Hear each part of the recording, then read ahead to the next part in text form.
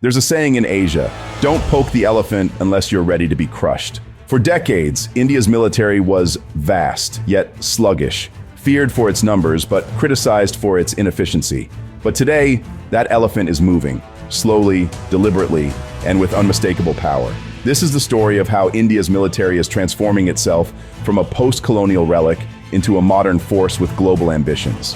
When India gained independence in 1947, it inherited a fractured colonial military, forged under British command but deeply divided by partition. That very year, India fought its first war with Pakistan, a pattern that would repeat multiple times in the coming decades. From the snowy heights of Kargil to the jungles of the Northeast, Indian soldiers carved out a reputation for resilience and grit. Yet for all its bravery, India's military often lagged in modernization. The 1962 war with China was a painful defeat, exposing the country's lack of preparation. But the 1971 war with Pakistan was a moment of triumph, a blitzkrieg-like campaign that led to the creation of Bangladesh in just 13 days. The world took notice. India wasn't just a regional player anymore, it was a military power in its own right. Fast forward to the 21st century, and the old stereotypes no longer hold. India is now one of the top 5 defense spenders globally, allocating over $80 billion in 2024 alone. And this money isn't just going into maintaining numbers, it's going into transformation. The Rafale deal with France brought 36 advanced 4th generation fighters into the Air Force. The indigenous Tejas fighter, after decades of delays, is finally being inducted in greater numbers. The Arjun Mark 1A tank and the domestically built K9 Vajra howitzer are strengthening India's armored capabilities. At sea, the Indian Navy has launched its first indigenous aircraft carrier, INS Vikrant, and plans for a nuclear-powered carrier are on the drawing board.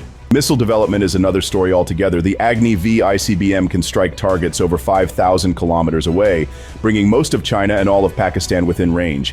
And then there's the BrahMos, one of the fastest cruise missiles in the world, co-developed with Russia and now being exported to friendly nations. Today, India's military is the second largest standing force in the world, with over 1.4 million active personnel.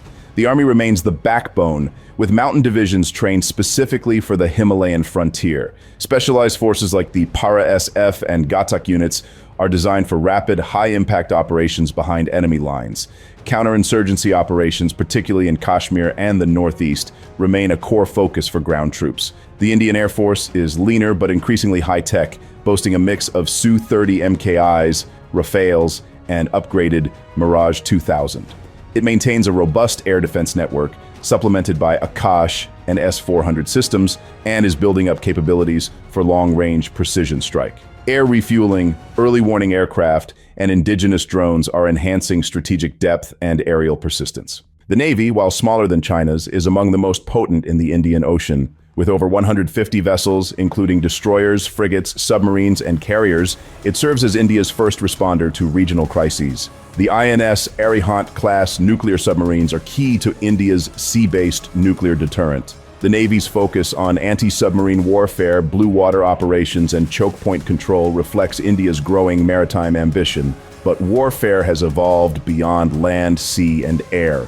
India's Defense Cyber Agency and Defense Space Agency are growing rapidly. The 2019 anti-satellite test was a message: India has entered the space warfare arena. In cyberspace, offensive and defensive units are expanding capabilities against both state and non-state actors. Its nuclear triad is fully operational, ensuring second strike capability from land, air, and sea. Combined, these domains form the foundation of a multidimensional deterrent posture. Yet, for all the progress, challenges remain. Much of India's equipment is still aging. The army relies heavily on Soviet-era tanks and rifles. Procurement is often slow, mired in red tape and bureaucratic infighting. Recruitment and retention are growing concerns. The Agni-V scheme, introduced to create a younger force through short-term contracts, sparked protests and confusion. Some argue it sacrifices experience for cost-cutting. And then there's the elephant in the room: civil-military coordination. India lacks a chief of defense staff following the tragic death of General Bipin Rawat, and jointness among the services is still a work in progress. Perhaps no moment defines modern India's military posture better than the 2019 Balakot airstrike. The trigger, a devastating suicide bombing in Pulwama, Jammu and Kashmir that killed 40 Indian paramilitary personnel, one of the deadliest terrorist attacks in the region in years. The perpetrator, a member of the Pakistan-based group Jaish-e-Mohammed, ignited a wave of national outrage. India's response was swift and unprecedented. On February 26, 2019, Indian Air Force jets crossed the line of control and struck what it claimed was a terrorist training camp deep inside Balakot in Pakistan's Khyber Pakhtunkhwa province. The operation was notable not just for its boldness, but for the political message it sent, that India would no longer be restrained by borders in the face of cross-border terrorism. The next day, Pakistan retaliated with an airstrike of its own, leading to an intense aerial dogfight over Kashmir. In the skirmish, Wing Commander Abhinandan Varthaman shot down a Pakistani F-16 before being shot down himself. Captured by Pakistani forces, he was returned 2 days later in what became a dramatic and symbolic gesture amid escalating tensions. The world watched with bated breath as two nuclear powers stood at the brink of war. Ultimately, the crisis de-escalated diplomatically, but the consequences were far-reaching. Balakot shattered decades of strategic restraint and redefined India's rules of engagement.